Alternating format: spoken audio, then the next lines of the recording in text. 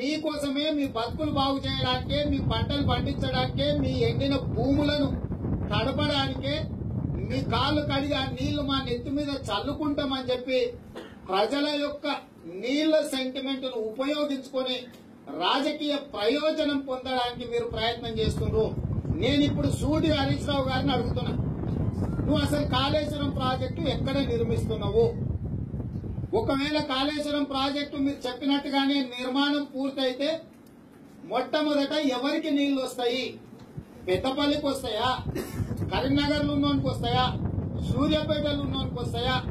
ఆదిలాబాద్ లో ఉన్నోళ్ళకి వస్తాయా? నిజామాబాద్ లో ఉన్నోళ్ళకి వస్తాయా? వరంగల్ ప్రాంతంలో మిగతా ప్రాంతాలకు వస్తాయా? లేదా మెదక్ జిల్లాకు వస్తాయా? ఎవరికి నీళ్లు వస్తాయి? ఎందుకు మీరింత తాపత్రయపడుతున్నారు? ఎందుకు జేఏసీ ఒక పవర్ పాయింట్ ప్రజెంటేషన్ ఇస్తే మీరు మీ మామగారు ఎందుకు ఉలిక్కుపడి మీరు మమ్మల్ని అందరినీ కూడా ద్వేషిస్తున్నారు? ఈ రోజు నేను అడుగుతున్నా, కాంగ్రెస్ పార్టీ ఎప్పుడన్నా ప్రాజెక్టులు కట్టిందా?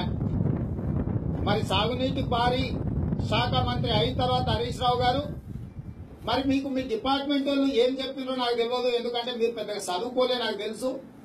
కానీ చదువుకున్న ఐఏఎస్ని డిపార్ట్మెంట్లు ఉంటారు. శ్రీశైలం కట్టింది ఎవరు? నాగార్జున సాగర్ కట్టింది ఎవరు? జూరాల కట్టింది ఎవరు? శ్రీరామ్ సాగర్ కట్టింది ఎవరు? భీమా కట్టింది ఎవరు? నెట్టంపాడు కట్టింది ఎవరు? కోయిల్ సాగర్ కట్టింది ఎవరు? కల్వకుర్తిని ప్రారంభించింది ఎవరు? పాలమూరు రంగారెడ్డికి జీవో ఇచ్చింది ఎవరు? ప్రాణహిత చేవెళ్ల నిర్మాణం మొదలుపెట్టి 11,000 కోట్ల రూపాయలు ఖర్చు పెట్టింది ఎవరని నేను అడుగుతున్నా. ఇవాళ ఏదన్నా నువ్వు కొత్తది మొదలు పెట్టవా? నువ్వు కొత్తది మొదలు పెట్టే సూటిగా సవాలు విసురుతున్నా. కృష్ణా రివర్ మేనేజ్మెంట్ బోర్డు దగ్గర పాలమూరు రంగారెడ్డి ప్రాజెక్టు పాతదే, ఉమ్మడి రాష్ట్రంలోనే ప్రారంభించిందని మీరు అఫిడవిట్ ఫైల్ చేయలేదా? అదేవిధంగా గోదావరి రివర్ మేనేజ్మెంట్ బోర్డు దగ్గర ప్రాణహిత చేవెళ్ల ఇంక్లూడింగ్ కాళేశ్వరం కాంగ్రెస్ పార్టీ అధికారంలో ఉన్నప్పుడే 2007 సంవత్సరంలోనే ఈ ప్రాజెక్టును ప్రారంభించిందని మీరు మంత్రిగా అఫిడవిట్ ఫైల్ చేయలేదా? అంటే అక్కడ అవసరమైతేనేమో కాంగ్రెస్ పార్టీ మొదలుపెట్టింది, మేము మొదలు పెట్టలేదంట. ఇక్కడ ఓట్ల అవసరమైతేనేమో లేదు లేదు కాంగ్రెస్ వాళ్ళు ఇంట్లో పండుకున్నారు, ఏ ఒక్క రోజు కూడా కాంగ్రెస్ ఆలోచనే చేయలేదు.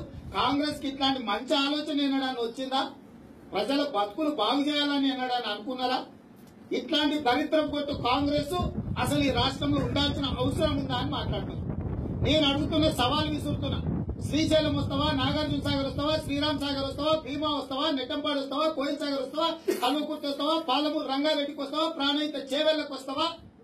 ఏ ప్రాజెక్టుకు వస్తావో చెప్పు. నువ్వు ఎస్ఎల్బీసీకి వస్తావా? ఏ ప్రాజెక్టుకు వస్తావో చెప్పు.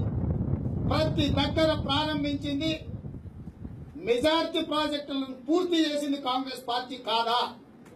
నువ్వు కొత్తగా ఏదైనా అనుమతులు తెచ్చిన ఒక ప్రాజెక్టు ఉన్నదా? నువ్వు కొత్తగా ప్రారంభించిన ప్రాజెక్ట్ ఎక్కడన్నా ఉన్నదా? నేను సూటిగా సవాలు విసురుతున్నా, సమాధానం చెప్పాల్సిందిగా మంత్రి గారికి. రెండవది, చాలా విచిత్రమైన వాదన చేస్తున్నారు మామ అల్లుడు. ఇక వాళ్ళ వ్యవహారం ఎట్లుందా అంటే అల్లుడు ఆణిముత్యం, మామ సాతిముత్యం.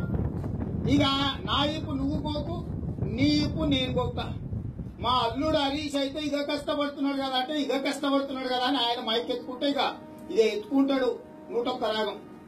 ఇక అల్లుడు చెప్తాడు మా మామ మొత్తం అద్భుతాలంతా ఇట్లా పండుకొని మంచంలో ఎలకిలో పండుకొని ఫ్యాన్ దిక్కుతుంటే ఫ్యాన్ గిరగిర తిరుగుతుంటే మా మామ ఆలోచనలు గిరా గిరా తిరిగి శివుడి నెత్తి మీద ఉన్న గంగను ఇటు గోదావరి కింద ఇటు కృష్ణానది కింద తీసుకొచ్చి భూమి మీదకి తీసుకొచ్చి పారిస్తుంటే రాక్షసులైన కాంగ్రెస్ వాళ్ళు అడ్డం పడుతున్నారు.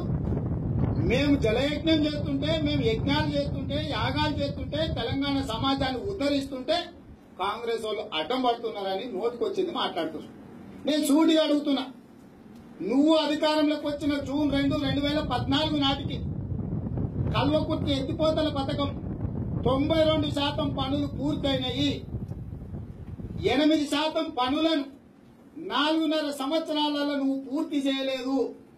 1000 కోట్లు ఖర్చు పెడితే మహబూబ్ నగర్ లో 8 లక్షల ఎకరాలకు నీళ్లిచ్చే అవకాశం ఉంటే ఆ పనులను పూర్తి చేయకుండా 55,000 కోట్ల రూపాయలతోని పాలమూరు రంగారెడ్డి ఎత్తిపోతల పథకాన్ని పిలిచి ఆంధ్ర కాంట్రాక్టర్లకు ఇచ్చి నీ మామ 10%, నువ్వు 2% కమిషన్ దొప్పిన మాట వాస్తవం కాదా?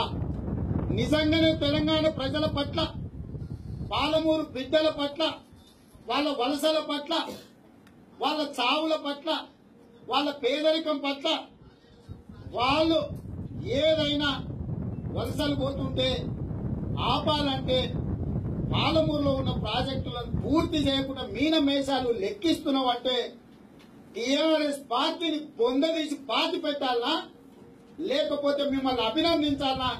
పాలమూరు బిడ్డలకు సమాధానం చెప్పాలి.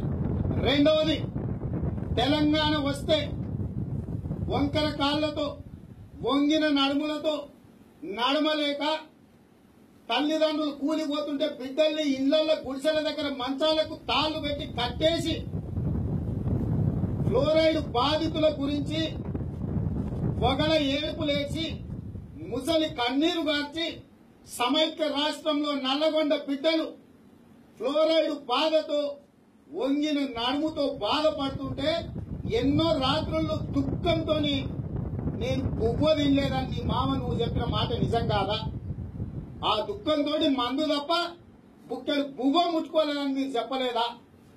ఇవాళ నేను అడుగుతున్నా, 2,000 కోట్ల రూపాయలతోటి ఎస్ఎల్బిసి టన్నెల్ ద్వారా 42 కిలోమీటర్ల అండర్ టన్నెల్ ద్వారా టన్నెల్ 4 మిషన్, టీబీఎం మిషన్ ద్వారా శ్రీశైలం నుంచి నల్గొండలో 3 లక్షల ఎకరాలకు నీళ్లు ఇవ్వడానికి కాంగ్రెస్ పార్టీ ప్రారంభించిన ప్రాజెక్టు 25 కిలోమీటర్ల టన్నెల్ ని అద్భుతంగా కాంగ్రెస్ పార్టీ అధికారంలో ఉన్నప్పుడు పూర్తి చేస్తే, ఇక 17 కిలోమీటర్లు పూర్తి చేస్తే నల్గొండ సస్యశ్యామలమైపోయి ఫ్లోరైడ్ బాధితులకు ఒక వెలుగు నింపాల్సిన తెలంగాణ ప్రభుత్వం ఎందుకు ఎస్ఎల్బిసి వైపు కన్నెత్తి చూస్తలేదని నేను అడుగుతున్నా. 25 నుంచి 28 కిలోమీటర్ల టన్నెల్ కాంగ్రెస్ పార్టీ కంప్లీట్ చేస్తే. ఏంటండి, వీడియో నచ్చిందా? అయితే ఓ లైక్ వేసుకోండి, లేదంటే ఓ కామెంట్ చేయండి. ఎప్పటికప్పుడు మా వీడియోస్ చూడాలంటే సబ్స్క్రైబ్ చేసుకోండి.